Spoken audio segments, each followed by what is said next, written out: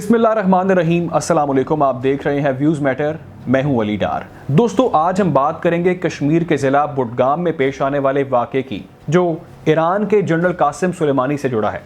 वही ईरान के general Qasem Sulemani जिनको 3 जनवरी 2020 को अमेरिका ने ड्रोन हमले में शहीद कर दिया। उनकी यकीनी तौर पर बहुत फॉलोइंग थी और बहुत फॉलोइंग है ईरान में, इराक़ में, बल्कि दुनिया भर में उनके मदाह मौजूद हैं और उनको बहुत फॉलो करते हैं, बहुत उनको पसंद करते हैं। उनके साथ मुसलमानों का अक़ीदत और एहतराम का रिश्ता जुड़ा है। आज जो ख़बर सामने आई, हमें आज बहुत कमेंट्स भी लोगों ने किए और सवालात हमसे पूछे कि ज़िला बुडगाम में क्या हुआ है, क्यों जनरल कासिम सुलेमानी की वहाँ पर बेहुरमती की गई है। जब हमने इस वाक़े को फॉलो किया, जब हमने इस पर सर्च की, इन ख़बरों को देखा और वहाँ पर ज़राए से बात की, तो इस बात की उन्होंने तस्दीक की और कहा कि बिल्कुल ऐसा वाक़या पेश आया है ज़िला बुडगाम कश्मीर के अंदर और जनरल कासिम सुलेमानी की बेहुरमती की गई है वहाँ पर और वहाँ पर प्रोटेस्ट किए जा रहे हैं। तो वाक़या क्या था, क्यों उनकी बेहुरमती की गई, किसने बेहुरमती की, तफसीलात क्या हैं, आपको इस वीडियो में आज मैं ये मुकम्मल कहानी बताऊँगा कि वहाँ पर हुआ क्या। अगर आपने हमारे चैनल को सब्सक्राइब नहीं किया तो कर लें, ताकि ऐसी मज़ीद वीडियोज़ बर वक्त नोटिफिकेशन के ज़रिए आप तक पहुंच सकें। दोस्तों, वस्ती कश्मीर के ज़िला बुडगाम में मागाम कस्बे में जनरल कासिम सुलेमानी शहीद की बेहुरमती की जाती है, जिस बेहुरमती के ख़िलाफ़ वहाँ पर एहतजाज किया जाता है चंद लोगों की जानिब से। लेकिन कुछ ही देर में जो ज़राए बताते हैं कि वो एहतजाज तूल पकड़ता है और उसमें शिद्दत आती है और भरपूर एहतजाज किया जाता है। ये बेहुरमती किसने की, कौन लोग थे ये, क्या किया उन्होंने, क्यों उन्होंने ये बेहुरमती की, मैं आपको तफसील बताता हूँ। तफसीलात के मुताबिक हुआ ये कि कश्मीर में मरदमशुमारी जारी है और उसी मरदमशुमारी की गर्ज से कुछ फ़ौजी वहाँ पर बुडगाम के अंदर मलबुचन गांव में एक मकान में दाखिल होते हैं मरदमशुमारी की गर्ज से, और उस मकान के अंदर जनरल कासिम सुलेमानी की शहीद की वहाँ पर तस्वीरें मौजूद हैं। लेकिन उन तस्वीरों को वहाँ से हटा दिया जाता है। क्यों हटाया गया और क्या मकासद थे उसके पीछे, उसकी तफसील सामने नहीं आई।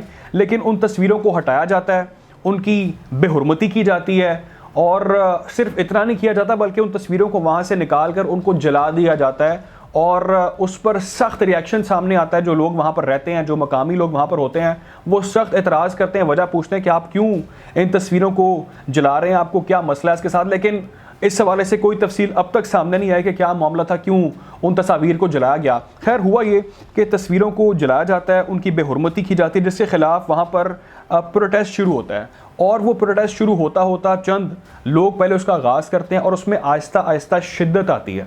जब वो शिद्दत आती है तो वो तूल पकड़ता है और वहाँ पर वो प्रोटेस्ट नारेबाजी में तब्दील होता हुआ, पथराव में तब्दील होता हुआ और एक बड़ा प्रोटेस्ट बनता है जो वहाँ पर प्रॉब्लम क्रिएट करनी स्टार्ट करता है। और वहाँ पर ये मुतालबा किया जाता है कि हमें इसका जवाब दिया जाए और हमें रीज़न बताई जाए कि क्यों ये किया गया, जिनसे हम मोहब्बत करते हैं, जिनसे हमारी अकीदत है, जिनसे हमारा एहतराम का रिश्ता है, आपने क्यों उनकी तस्वीर को जलाया है। तो सख्त वहाँ पर एहतजाज किया जाता है, जिसके जवाब में जो ज़राए बताते हैं, जो ख़बर सामने आई, इस हवाले से कोई मौक़िफ़ सामने नहीं आया कि क्यों इंतज़ामिया ने नहीं बताया कि क्यों उस तस्वीर को जलाया गया, कौन लोग थे उसके पीछे, क्या उनके टारगेट क्या था, क्या वो मैसेज कन्वे करना चाहते थे उस तस्वीर को जलाकर। इस हवाले से कोई भी मौक़िफ़ सामने नहीं आया। लेकिन वहाँ पर शिद्दत आ गई उस एहतजाज के अंदर, प्रोटेस्ट के अंदर, और लोग वहाँ पर सरापा एहतजाज हो गए। उन्होंने सड़क ब्लॉक कर दी और ये मुतालबा किया कि हमें इस हवाले से बताया जाए कि क्या मकासद हैं इसको जलाने के। जिसके बाद मामला जब ज़्यादा बिगड़ गया तो वहाँ पर इंतज़ामिया कुछ हरकत में आई और उन्होंने इस चीज़ को सीरियस लिया, इसका नोटिस लिया और वहाँ की इंतज़ामिया को हिदायत जारी की गई कि वहाँ पर आपने ऐसा क्यों किया है, इस मामले को फ़ौरी तौर पर टेकअप किया जाए, इसको हल किया जाए। अगर मामला बहुत बिगड़ गया तो ऑलरेडी दुनिया भर की नज़रें वहाँ पर जुड़ी हैं, तो ये मामला बिगड़ता जाएगा और बहुत से दीगर ममालिक इस मसले के अंदर इन्वॉल्व होंगे, तो इस मामले को सेटल किया जाए अर्जेंट बेसिस के ऊपर। ये आज वाक़या पेश आया और क्विकली उसके ऊपर रिस्पॉन्स किया गया, उसके ख़िलाफ़ एक्शन लिया गया। वहाँ की इंतज़ामिया हरकत में और वहाँ पर पहुँचे, उन्होंने मामलात का जायज़ा लिया, उन्होंने देखा कि वहाँ पर क्या हुआ, किसने क्या किया, और वो इस नतीजे पर पहुँचे कि इस मामले को हल करना होगा। जो मुतालबात किए जा रहे हैं वो जायज़ हैं और वहाँ की इंतज़ामिया ने इस मामले पर माफ़ी मांगी और उन्हें एतमाद में लिया कि हम इसको एक्सेप्ट करते हैं कि हमारे जो फ़ौजियों ने किया है, वहाँ पर तस्वीर की बेहुरमती किया, उसको जलाया, उसके ख़िलाफ़ हम इसकी मज़म्मत करते हैं और हम आपसे मुआफ़ी चाहते हैं, हमें मुआफ़ कर दिया जाए।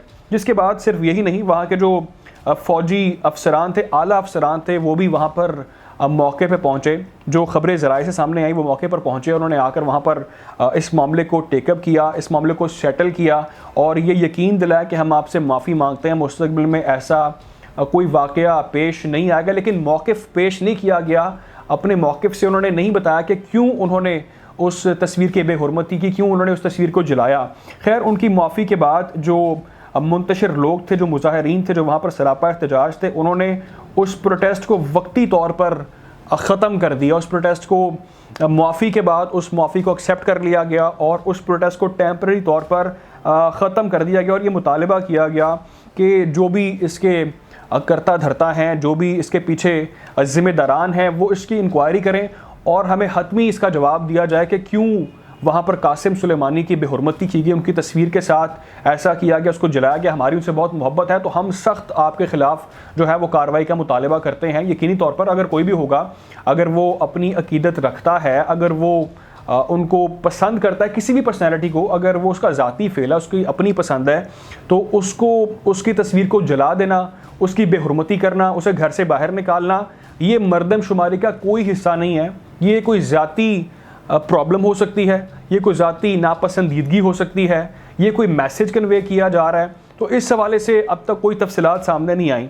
खैर, कट इट शॉर्ट, मामला ये है कि ऐसा पहली बार देखने में नहीं आया। आपको गालिबन याद होगा 6 जनवरी 2022, कुछ ही अरसे पहले, कुछ ही महीने पहले ईरान के अंदर भी ऐसा एक वाक़या पेश आया। ईरान में जनरल कासिम सुलेमानी शहीद का मुजस्मा नस्ब किया गया और कुछ नामालूम अफराद ने वहाँ पर भी नफ़रत का इजहार किया। कौन लोग थे वो, इस हवाले से कोई आंसर सामने नहीं आ सका कि किन्होंने वो मामला वहाँ पर ख़राब किया, किन्होंने मुजस्मे को वहाँ पर ख़राब किया, मुजस्मे पर हमला किया वहाँ पर। तो इस हवाले से तफसीलात सामने नहीं आई। ये खाली कश्मीर के अंदर ऐसे लोग मौजूद नहीं हैं, बहुत से दुनिया भर में बहुत से ऐसे लोग भी मौजूद हैं जो गालिबन नफ़रत करते हैं या उनको कोई ग्रज है या वो कोई मैसेज कन्वे करना चाहते हैं। तो ईरान के अंदर भी ये नामालूम अफराद की जानिब से हमला किया गया था और उसके ख़िलाफ़ सख्त एहतजाज वहाँ पर किया गया था और वहाँ की हुकूमत ने भी ये यकीन दिलाया था कि हम इनके ख़िलाफ़ कार्रवाई करेंगे, जो भी ऐसे अनासर हैं इसके पीछे।